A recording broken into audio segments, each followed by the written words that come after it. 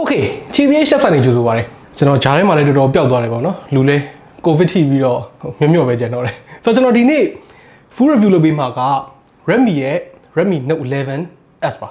ဆိုတော့ကျွန်တော်လေးပြီးရင်ကြည့်လိုက်အောင်ဆိုတော့ဒီနေ့ဗီဒီယိုဖြစ်မြောက်ရေးကိုကူညီပေးထားတာကတော့ mobile pack ကဖြစ်ပါတယ် mobile pack မှာဖုန်းတွေကိုတစ်နှစ်အာမခံနဲ့စိတ်သက်သက်လက်လီလက်ကဝယ်လို့ရနေပါပြီပြီးတော့အာမခံပါတဲ့ quality ကောင်းတဲ့ဖုန်း accessories တွေကိုလည်းဝယ်လို့ရနိုင်ပါတယ်ကျွန်တော်တို့ဆိုင်လိပ်စာလေးတွေကို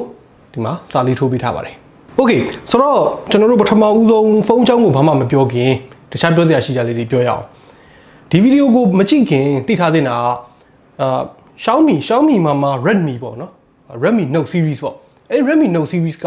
price to performance ကောင်းတာနဲ့နာမည်ကြီးပါတယ်ကျွန်တော်တို့ဈေးနှုန်းအတူတူချင်းရှင်ကြည့်လိုက်မယ်ဆိုလို့ရှိရင် Redmi ဖုန်းတွေက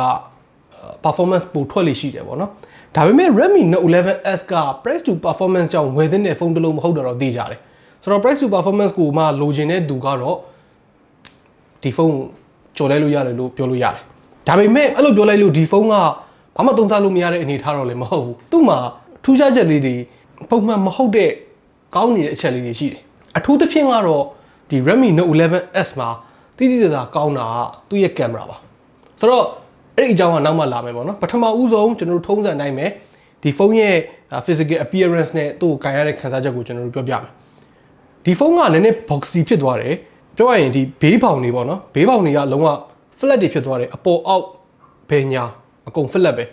ဒီဘေးပေါင်တွေရောအနောက်ဘက်မှာရောအကုန်လုံးplastic cover တွေသုံးပေးထားတယ်ဒီအနောက်ဘက်က plastic back cover ကmatte sensor လှုပ်ထားပြီးမဲ့လက်ရာတော့ထင်တယ်ဆိုတော့ဒီမှာကြည့်လို့ရတယ်ပေါ့နော်ဒီမှာဟိုစီယာလေးတွေ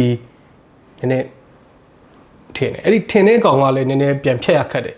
ဆိုတော့အဲ့ဒီချက်ကိုတော့တိတ်သဘောမကျအောင်ဆိုတော့ကျွန်တော်ကင်မရာ module ကိုကြည့်လိုက်မယ်ဆိုလို့ရှိရင် Redmi Note 11 နဲ့ Redmi Note 11S နဲ့မှာကွာတဲ့အချက်ဒီမှာစပြီးတော့သိတာတယ်ပေါ့နော်ဒီကောင်ကကင်မရာပိုကောင်းသွားတယ်ဆိုတဲ့အတိုင်းပဲကင်မရာဘမ်ကလည်းပိုကြီးသွားတယ်ကင်မရာဘမ်ကနှစ်ဆင့်ဖြစ်သွားတာပေါ့နော်ဒီကင်မရာ module တစ်ခုလုံးမှာကင်မရာ hum တစ်ဆင့်ပြီးတော့ဒီသူရဲ့108 megapixel primary sensor ပေါ့နော်အဲ့ဒီ primary sensor မှာနောက်ထပ်တစ်ဆင့်ထည့်ထားတယ်ဆိုတော့တော်တော်ချွန်ထွက်နေတယ်လို့ပြောရမယ်။ Okay ဖုန်းရဲ့အပေါ်ဘက်ကိုကြည့်လိုက်မယ်ဆိုလို့ရှိရင် 3.5mm jack ပါတယ် speaker grill ပါတယ်IR blaster ပါတယ် mic ပေါက်တစ်ပေါက်ပါတယ်။ဘယ်ဘက်ကိုကြည့်လိုက်မယ်ဆိုလို့ရှိရင်တော့ SIM slot တစ်ခုပါမယ်။ SIM နှစ်ခုထည့်လို့ရမယ်။ SD card လည်းထည့်လို့ရမယ်။3 slot ပေါ့။ညာဘက်မှာတော့ volume rocker ပါတယ်။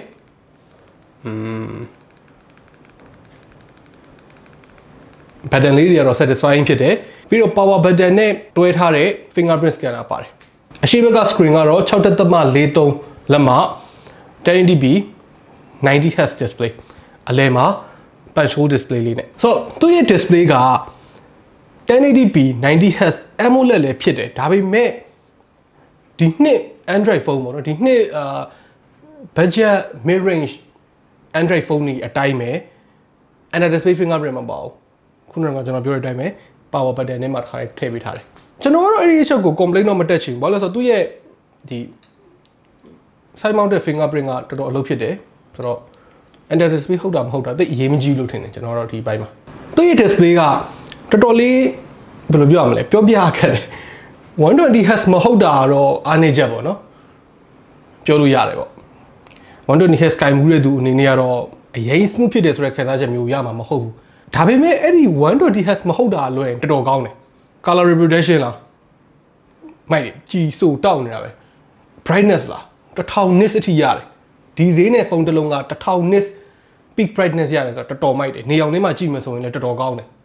ဆိုတော့ YouTube ကြည့်ရတာတွေပါတယ်မိုက်ပါပေါ့နော်global လည်းဖြစ်တယ်ဆိုတော့ Google Play Service ပညာပါပြီးသားဆိုတော့အဲ့မှာပြဿနာစတတ်တာပဲဒီကောက်မှာသုံးထားတဲ့ Helio G96 ကြောင့်အဲ့ဒီ over sharpening ဖြစ်နေတဲ့ပြဿနာလေးကရှိနေတော့မယ်ဒီ MediaTek ရဲ့ Helio chip တွေမှာဒါကျွန်တော်တို့ဒီပြဿနာကိုမြင်နေတာနှစ်နဲ့ချီနေပြီပေါ့နော်ဆိုတော့နှစ်ပေါက်တဲ့အထိဒီပြဿနာမပြေရှင်းသွားပုံပေါက်လို့ရှိရင်တော့တို့ကဒါကို feature တစ်ခုအနေနဲ့ထည့်ထားပုံရတယ်ဒါ bug တော့မဟုတ်ဘူးဆိုတော့ Snapdragon သုံးထားတဲ့ဖုန်းတွေမှာအဲ့ဒီပြဿနာရှိမှာမဟုတ်ဆိုလိုချင်တာက Redmi Note 11S မဟုတ်တဲ့ Redmi Note 11အဲ့ကောင်မှာဆိုလို့ရှိရင်အဲ့ဒီ sharpness များနေတဲ့ error ရှိမှာမဟုတ်ဆိုတော့အဲ့ဒီ error က video တွေကို resolution နည်းနည်းနဲ့ကြည့်မယ်ဆိုလို့ရှိရင်အများကြီးပိုသိသားစေတယ် 1080p တို့ 1440p တို့နဲ့ကြည့်မယ်ဆိုလို့ရှိရင်တော့ အဲ့ပြဿနာနည်းနည်းနေသွားတယ်ဒါပေမဲ့ရှိတော့ရှိနေသေးတယ်ပေါ့နော်တချို့ကလည်းအဲ့ဒီ sharpness များတဲ့ look ဆိုကြိုက်တဲ့သူကလည်းရှိတယ်ဗျဆိုတော့ဟိုတူတယောက်ချင်းစီရဲ့အမြင်ပေါ်မှာတော့တွားပြီးတော့တက်ရောက်နေတယ်တူတယ်ဒါပေမဲ့ကျွန်တော်ကတော့အဲ့ဒီ looks ကြီးကိုမကြိုက်ဘူးအထူးသဖြင့်ကျွန်တော်မျက်နှာကြီးကဒီလိုကြီးဖြစ်နေတာကြီးကိုမကြိုက်ဘူးဆိုတော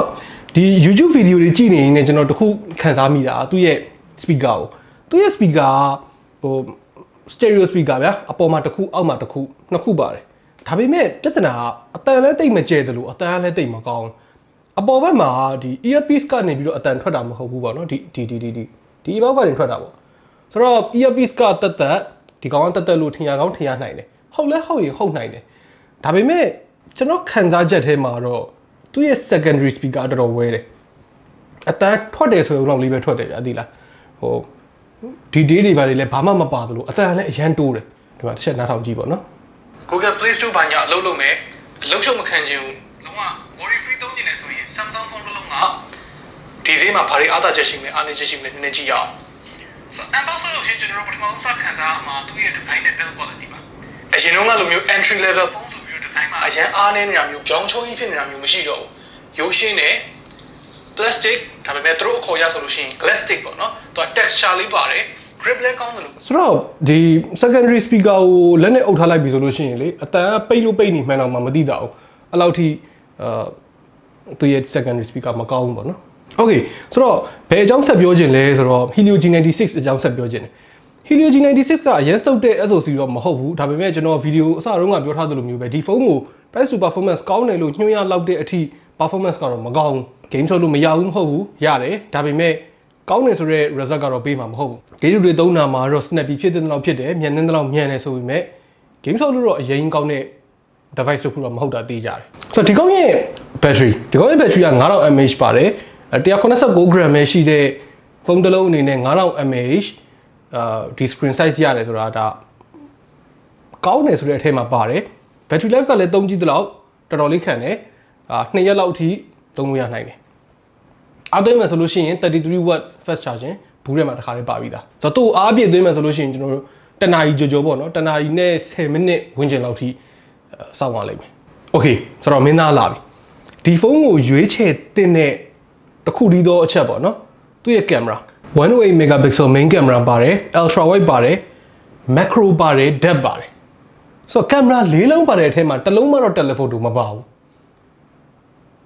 အဲ့လိုဒီဖုန်းကလေကောင်းတယ်လို့ပြောလိုက်ပြီဆိုလို့ရှိရင်တစ်ခုမဟုတ်တစ်ခုဖောက်နေတာလေးတွေကပါနေဆိုတော့ telephoto photography ကိုမကြိုက်ဘူး zoom မဆွဲဘူးဆိုတဲ့သူတွေအတွက်ကတော့တော်တော်ကောင်းတယ်ဒီဖုန်းရဲ့ camera ကနေဘက်ပဲရိုက်ညဘက်ပဲရိုက်တော်တော်ကောင်းတဲ့ dynamic range ကိုပေးနိုင်တယ်ဆိုတော့အခုဒီမှာပြထားတဲ့ shot လိုမျိုးပြသီလားညဘက်မှောင်နေတယ်အနောက်ဘက်မှာလင်းနေတဲ့ object ကြီးရှိနေတယ်အဲ့လိုနေရာမျိုးမှာတော့မှပဲအမှောင်တွေက object ရောအလင်းတွေက object ရောနှစ်ခုစလုံးကို exposure မှန်လေးနဲ့နှစ်ခုလုံးစီမှာ detail ကျအောင်လုပ်ပေးနိုင်တာလေးရတာဒီဈေးမှာတော်တော်လေးကောင်းတယ်လို့ပြောရမယ် sharpness လည်းတော်တော်ကောင်းတယ် saturation တွေလည်းရှိတဲ့လောက်ရှိတယ် over saturated ဖြစ်နေတဲ့ looks မျိုးမပေးဘူးဆိုလိုချင်တာဗျာသိရမလားကင်မရာကြီးကမကောင်းတာကို color တွေစွတ်တင်ထားပြီးတော့ကောင်းတယ်လို့ထင်ရအောင်လုပ်ထားတဲ့ဖုန်းမျိုးမဟုတ်ဘူးတကယ်ကောင်းတဲ့ကင်မရာဒါပေမဲ့ ultra wide ကတော့သူ့ဈေးတွေကတခြားဖုန်းတွေအတိုင်းပဲဟုတ်လားဟိုပိုပြီးထူပြီးကောင်းနေဆိုတာမျိုးမရှိဘူးပြောမယ်ဆိုနည်းနည်းစုပ်တဲ့ထည့်ပါတယ်ပြီးတော့သူ့မှာ pro mode လည်းပါတယ် shutter speed လည်းချိန်လို့ရတယ် ISO ချိန်လို့ရတယ် white balance ချိန်လို့ရတယ် manual focus လည်းသွားလို့ရတယ်ဆိုတော့တိချာပြည့်မလား tripod နဲ့ထောက်ပြီးတော့ပဲဖြစ်ဒါမှမဟုတ်နည်းနည်းဟို expose လုပ်ရတာခက်တဲ့အနေအထားမျိုးလေးတွေမှာပဲဖြစ်ကိုယ့်ဘက်ကို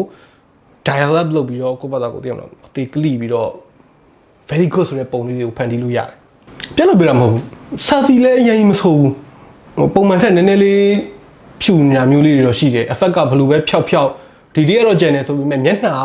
ပုံမှန်ထက်ဖြူစင်တာထက်ပိုဖြူနေတယ်ဆိုတော့ effect လေးတော့ရှိတယ်ဒါပေမဲ့တော်တော်ကောင်းပါတယ်ဗီဒီယိုမှာကျတော့အဲ့လောက်ကြီးမမိုက်ဘူးဒီကောင်က 4K ထိရိုက်လို့မရဘူး 1080p ထိပဲရိုက်လို့ရတယ်ဒီဈေးမှာတော့ပုံမှန်လို့ပဲတော့ပြောရမှာပေါ့နော် Okay ဒါလို့ဆိုလို့ရှိရင်ဒီ Redmi Note 11S ကဘယ်သူတွေအတွက်အဓိကလောက်ထားတဲ့ဖုန်းလဲဘယ်လိုနေရာမျိုးတွေမှာအားသာလဲဘယ်လိုနေရာမျိုးတွေမှာအားနည်းလဲသိသွားလိမ့်ပြီလို့ထင်တယ်ခင်ဗျားတို့သာဆိုလို့ရှိရင်ရောဒီ Redmi Note 11S ကိုရွေးပြလိုက်မယ်လို့ထင်လားဒီဖုန်းမှာခင်ဗျားတို့မကြိုက်တဲ့အချက်ပါရှိလဲဒီဖုန်းကိုလောလောဆယ်ကင်နေရဆိုတဲ့သူတွေရှိရဆိုလို့ရှိရင်လည်းသူ့ရဲ့ကင်မရာသုံးရတာဘယ်လိုနေလဲအောက်က comment တွေမှာဝင်ရောက်ဆွေးနွေးညှိနှိုင်းသွားလို့ရပါတယ် Okay နောက်နေ့မှတွေ့တော့